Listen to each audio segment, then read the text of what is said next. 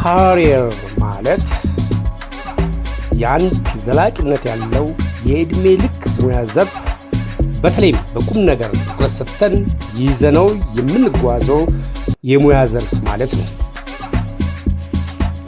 ከታሪክ እንደምንረዳው ለበርካታ ዘመናት ስራ ላይ ሲውል የነበረው የካሪየር መረጣ ሰዎች ወላጆቻቸው ሲሰሩ የነበሩትን ስራ ሲከተሉና ሲሰሩ እንደነበረ ነው።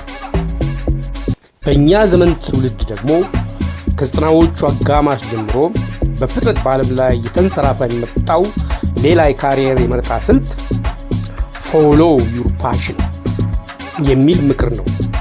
ያም ምክር የምትወደውና ተሰጠው ያለበትን ሙያ መከተል እንዳለብን የሚያመለክተን ነው።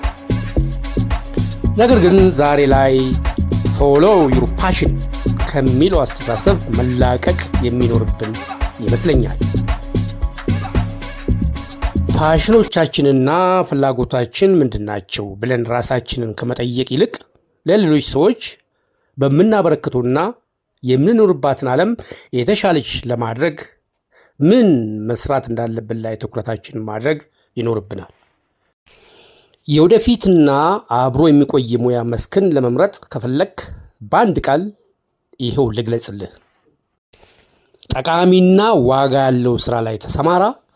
ይህ ማለት ሌሎችን መርዳት በምትችልበትና ዓለምን የተሻለች ለማድረግ በሚያግዝ ሙያ ላይ ተሰማራ። ሌሎችን በመርዳት ላይ ትኩረት አድርገህ ከሰራህ በርካታ ሰዎች ያንተ ስኬት ይሻሉ። ያ ነው በዘላቂነት ከአንተ ጋር የሚቆየውን ሙያ ዘርፍ ማለትም ካሪየርን የሚያሟላልህ። የሰው ልጅ እውነተኛ ሀብት በዚች ዓለም ላይ ሰርቶ ያለፈው መልካም ተግባር ነውና